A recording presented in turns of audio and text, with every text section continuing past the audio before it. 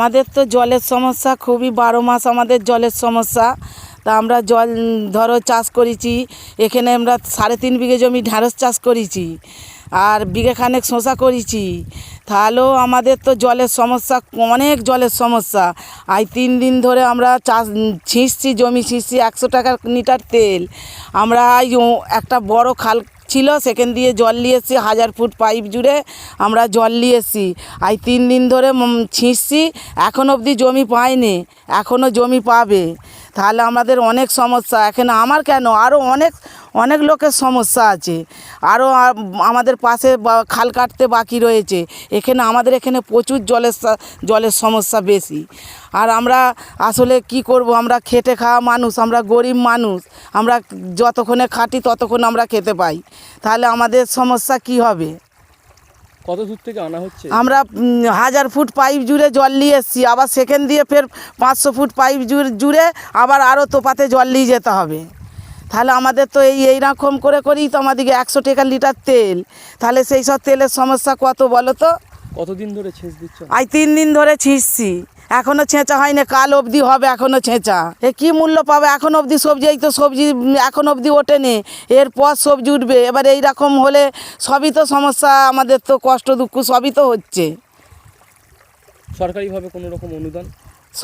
সরকারিরা কখন আমাদের অনুদান করেও নে, আর কোনোদিনও আমরা জানিও নি যে সরকার আমাদেরকে এই দিচ্ছে সেই দিচ্ছে। লোকের ভাগে ভূতে নিয়ে আমরা চাষবাস করি, আমাদের নিজস্ব বলতে কিচ্ছু নেই। যে আমাদের নিজস্ব জমি আছে আর আছে যে আমরা চাষবাস করব কি করব, আমাদের নিজস্ব জমি নেই। যা করি আমরা ভাগে ভূতে চাষ করি, লোকেরকে জমিতে খাজনা দিয়ে তবে আমরা সেই সব জমি আমরা চাষ করতে পারি। নাহলে আমাদের কি আছে সমস্যা? সরষে চাষ, তিল চাষ, পাট চাষ, যদি আরও এই কাছাকাছি একটা খাল কাটাই হয়েছে, যদি জল আসে আরও পাট চাষ, তিল চাষ, আমাদের 12 মাস আমরা চাষবাস নিয়েই থাকি। আমাদেরকে সরকার থাকতে কিছু দেয়ও না, একটা ঘর বলো বাড়ি বলো আমাদেরকে কিছু দেয়ও না। আমরা সব এই গতর দিয়ে চাষবাস করে মিনতি করে আমরা সব কিছু করছি, আমাদেরকে সরকার থাকতে কিছুই দেয়নি। আমাদের মাঠে জলের সমস্যা, প্লাস বর্ষার সময় বন্যায় ডুবে যায়। তারপরে এখন হাইলিং চাষ করব, সেই চাষ তলা সব নষ্ট হয়ে গেছে জলের জন্য। যে একটু কিছু নতা চাষ করেছি, ঢ্যাঁড়স সবজি সব চাষ করেছি, সেই চাষের জন্য জলের প্রয়োজন। তো জল কিন্তু আমরা পাচ্ছি না। খালটা মজে গেছিলো, খালটা এই বছর কাটা হচ্ছে। তা অন্য খালগুলো আছে, সেই খালগুলো জল দিলে ডিবিসি, তাহলে আমরা জল পেলে আমাদের উপকৃত হতাম। কিন্তু আমরা এখন জল বহু দূর থেকে নিয়ে আসতে হচ্ছে, 1000-1500 ফুট পাইপ জুড়ে। এবার সর্বত্র সব চাষির তো অত পাইপ নেই, হ্যাঁ। তা সব ওর করে চেয়েছি আমরা প্রত্যেকে এইভাবে পরস্পর, হয়তো একটু আধটু জল পাচ্ছি। 5 বিঘে চাষ করেছি, 1 বিঘে 1.5 বিঘে বাঁচাচ্ছি। সব জমি আমরা বাঁচাতে পারছি না, সব ফসল বাঁচাতে পারছি না। আর এতে কি চাষের ক্ষতি হচ্ছে? এতে চাষ আমাদের অনেক ক্ষতি হচ্ছে। তারপরে সরকারি অনুদান তো আমরা পাই না, আমাদের বর্গা জমি নয় বা চাষের জমিও নয়, আমরা লোকের জমি খাজনা হিসাবে নিয়ে চাষ করি। কিন্তু সরকারি তরফ থেকে তো একটা অনুদান দেওয়া হয় চাষিদের জন্য, সেই অনুদান আমাদের দেয়, আমরা পাই না, কারণ আমাদের কাগজ নেই জমির। আচ্ছা, আমরা সেই জন্য পাই না। এসব বলছে যাদের জমি তারাই টাকা পাবে, কিন্তু তেনারা চাষ করছেন না। না, তেনারা চাষ করছেন না, তেনারা দিয়ে দিচ্ছে, বা আমাদের জমির প্রয়োজন আমরা ভাগে নিয়ে নিচ্ছি পয়সা দিয়ে। হ্যাঁ, পয়সা দেবো বলে নিয়ে নিচ্ছি, নিয়ে চাষ করছি, কিন্তু আমরা মার খাচ্ছি। কেরোসিন এখন 100 টাকা লিটার কেরোসিন। আমি এই একটা ঢ্যাঁস বাড়ি আমার ডোবাচ্ছি আজ 3 দিন ধরে, 100 টাকা লিটার তেল পুড়ছে। এখন আজকেও শেষ হবে না, কাল অবধি ছিঁচতে হবে।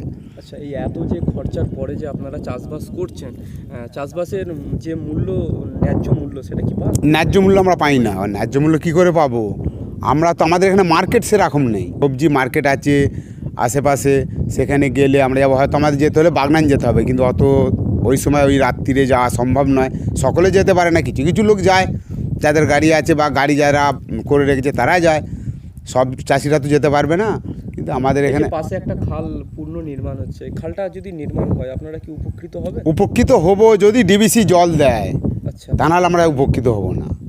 যদি জল আমাদেরকে ডিবিসি দেয়, হাইলিং চাষের জন্য যে জলটা দেয়, সেই জলটা যদি আমরা পাই আমরা উপকৃত হব। যে আমাদের খালের মধ্যে থাকে বা স্রোতের নদীর মধ্যে থাকে, সেই জলটাই আমরা চাষ করতে পাই প্রথম। তারপরে দ্বিতীয় রাউন্ডে যে জল দিয়ে আমরা সবজিটাকে ঠিকভাবে তৈরি করবো, সেই জলটাই আমাদের সমস্যায় পড়ে যাই। ওই জলটা যদি আমাদের ডিবিসি কিছুটা জল যদি আমাদের দেয়, হ্যাঁ, তাহলে আমরা উপকৃত হব। এই এলাকায় কি আরও কোনো খালবিল আছে যেগুলো সংস্কার হয়নি? সংস্কার এখনও অনেক খালে আছে, এখনও বেশ কিছু খালে এখনও আছে সংস্কার হয়নি, হয়েছে কিছু, আর বছর হয়েছে কিছু, এই বছর হয়েছে, কিন্তু এখনও কিছু আছে, এখনও বেশ কিছু এখনও আছে। সেই খালগুলো যদি সরকার থেকে সংস্কার করে তাহলে আপনাদের কি উপকার হবে? উপকার হবে, যেমন আমাদের মাঠে চাষ হচ্ছে এইভাবে চাষ হবে, জল যদি ডিবিসি দেয় তাহলে সেই চাষিরাও উপকৃত হবে।